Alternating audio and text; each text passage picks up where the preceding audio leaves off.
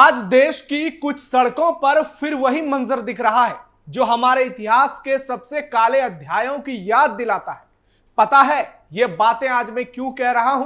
क्योंकि वक्फ के सवाल पर कुछ सियासी दलों ने 3-4 लाख मुसलमान कट्टरपंथियों की भीड़ शहर दर शहर इकट्ठी करनी शुरू कर दी है। सोचिए यह कैसी खतरनाक साजिश है। यह सिर्फ एक भीड़ नहीं बल्कि संविधान, लोकतंत्र और कानून के खिलाफ सीधा संदेश है कि हम सड़कों पर उतरकर संसद में बने कानून को बदलवा सकते हैं।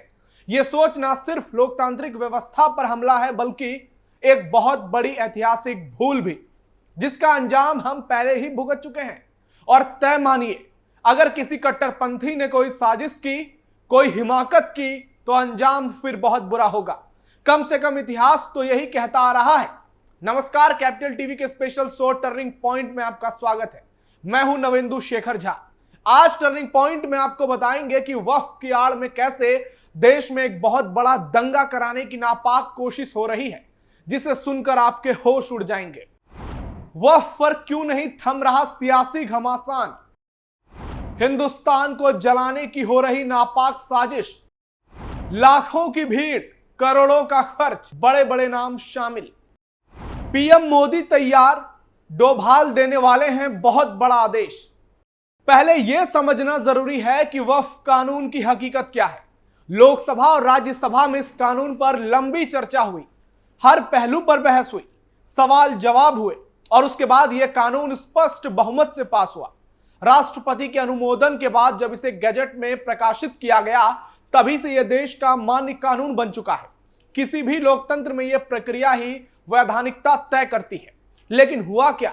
बाद में इस कानून को सुप्रीम कोर्ट में चुनौती दी गई, जो कि संविधान के तहत हर नागरिक का अधिकार है। सुप्रीम कोर्ट में सुनवाई चल रही है और 2 प्रावधानों को अभी के लिए स्थगित किया गया है। यह पूरी प्रक्रिया संविधान के दायरे में हो रही है, यानी अदालत तय करेगी कि कानून में क्या रहना है और क्या नहीं।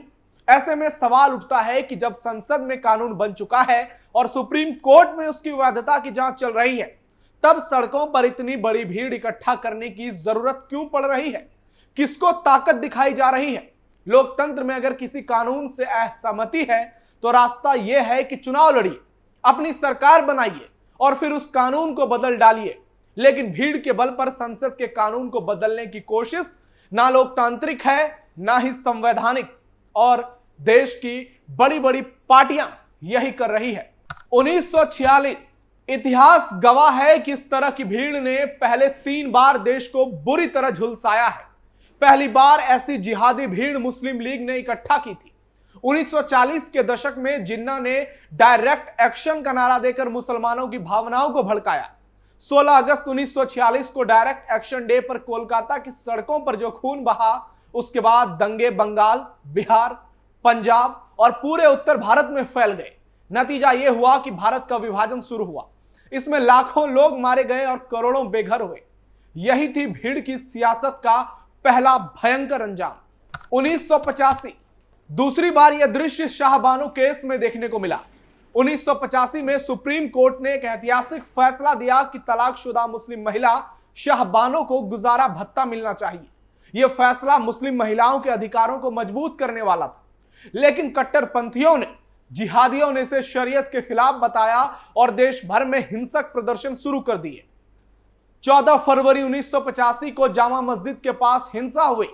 4 अक्टूबर 1985 को पूरे देश में शरीयत डे मनाया गया।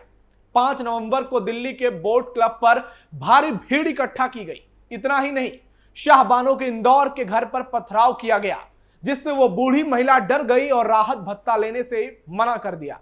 दबाव इतना बढ़ा कि तत्कालीन पीएम राजीव गांधी ने घुटने टेक दिए और संसद से नया कानून पास कराया, जिसने शाहबानो जैसे लाखों मुस्लिम महिलाओं के हक छीन लिए। नतीजा, एक ओर महिलाओं के अधिकार रौंदे गए और दूसरी ओर कट्टरपंथियों का हौसला और बढ़ गया, मजबूत हो गया। 1986 तीसरी बार ऐसा ही दृश्य तब देखने को मिला जब फैजाबाद कोर्ट ने 1986 में राम जन्मभूमि पर लगे ताले खोलने के आदेश दिए। इसका विरोध करने के लिए बाबरी मस्जिद एक्शन कमेटी ने दिल्ली के इंडिया गेट पर 30 मार्च को विशाल रैली की। यह रैली दिल्ली की अब तक की सबसे बड़ी रैलियों में से एक मानी जाती है। इसके बाद देश भर में दंगे भड़क गए। मेरठ, मुंबई, मुरादाबाद, हजारीबाग जैसे शहरों में बड़ी हिंसा हुई और हजारों बेगुनाह लोग मारे गए। यह भीड़ की राजनीति का तीसरा भयानक परिणाम था। तो क्या देखा और समझा आपने? इन तीनों मामलों से एक बात साफ है कि भीड़ इकट्ठा करके सड़क पर उतरकर देश के कानून को बदलवाने की कोशिश कभी भी सिर्फ एक मुद्दे तक सीमित नहीं रहती। यह जहर फैलकर पूरे समाज को तोड़ देता है, दंगे भड़काता है और अंत में वही तबाही लाता है जिससे बचने के लिए कानून बनाए जाते हैं। किसे डराने की हो रही कोशिश? आज जब कुछ लोग वक्फ के नाम पर वही रास्ता अपना रहे हैं तो यह सवाल उठाना लाजमी है कि आखिर यह शक्ति प्रदर्शन किसके लिए, किसे डराने की कोशिश है? सुप्रीम कोर्ट, संसद, सरकार या आम जनता? लोकतंत्र में फैसले सड़कों पर नहीं, संसद और अदालतों में होते हैं। संसद में कानून बहुमत से पास हुआ, राष्ट्रपति ने मंजूरी दी, गजट में छपा और सुप्रीम कोर्ट में सुनवाई चल रही है।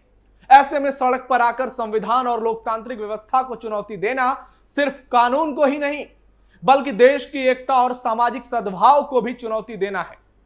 इतिहास की सबसे बड़ी सीख यही है कि भीड़ का रास्ता सिर्फ आग की तरफ जाता है। मुस्लिम लीग की भीड़ ने विभाजन कराया, शाहबानों के मामले में भीड़ ने महिलाओं के अधिकार छीने और बाबरी मस्जिद एक्शन कमेटी की भीड़ ने पूरे देश को दंगों की आग में झोंक दिया। क्या हम फिर वही गलती दोहराना चाहते हैं? देश का संविधान सभी को अधिकार देता है कि वे अदालत में अपनी बात कहें, कानून को चुनौती दें और लोकतांत्रिक तरीके से बदलाव की कोशिश करें, ना कि साजिश। लेकिन भीड़ के बल पर डर और धमकी से कानून बदलवाने की सोच लोकतंत्र को कमजोर करती है। आज भारत को विकास की, शांति की जरूरत है। सड़क पर तलवारें और नारे नहीं बल्कि अदालत में तर्क और संसद में बहस होनी चाहिए, क्योंकि भीड़ के रास्ते सिर्फ सत्ता के दरवाजे तक नहीं, कब्रिस्तान तक भी जाते हैं। कट्टरपंथियों को भी यह समझना होगा कि भीड़ की राजनीति तात्कालिक जीत जरूर दिला सकती है, लेकिन अंततः यह अपने ही समाज को नुकसान पहुंचाती है। संविधान, कानून और लोकतांत्रिक संस्थाओं पर भरोसा ही इस देश को जोड़कर रखता है। कट्टरपंथियों के दबाव में नहीं झुकेंगे पीएम मोदी। मत भूलिए, आज देश की बागडोर उन हाथों में है जो भीड़ के दबाव के आगे झुकने की सियासत में यकीन नहीं रखते। केंद्र में नरेंद्र मोदी की सरकार है जो साफ कर चुकी है, कट्टरपंथ के नाम पर देश के कानून को चुनौती देने की कोई भी कोशिश या साजिश बर्दाश्त नहीं की जाएगी। यह दौर वो दौर नहीं है जब भीड़ की ताकत से संसद का फैसला पलट दिया जाए या सड़क पर उतरकर सुप्रीम कोर्ट के आदेश को चुनौती दी जाए। कानून का रास्ता अब सीधा है और सरकार की मंशा स्पष्ट कि कानून को सड़क से नहीं, संविधान से ही बदला जाएगा। जो लोग आज भीड़ के दम पर देश की लोकतांत्रिक व्यवस्था को कमजोर करने की कोशिश कर रहे हैं, सोच रहे हैं, उन्हें यह समझ लेना चाहिए कि अब उनका अंजाम वैसा ही होगा जैसा पहले कभी नहीं हुआ था। अब परिणाम तय हैं और वो परिणाम भीड़ के हक में नहीं बल्कि कानून के हक में लिखे जाएंगे। तो आज के लिए टर्निंग पॉइंट में इतना ही। आपकी राय क्या है इस पर कमेंट बॉक्स में जरूर बताइए। आप सावधान रहिए, अलर्ट रहिए और अपने आसपास पैनी नजर रखिए और जुड़े रहिए कैपिटल टीवी के साथ। धन्यवाद। जय हिंद।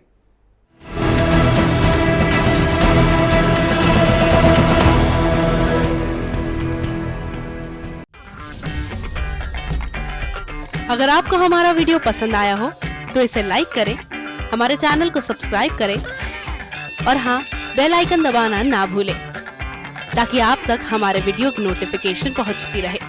आप अपना सुझाव हमें कमेंट बॉक्स में दे सकते हैं। हमारे साथ जुड़ने के लिए शुक्रिया।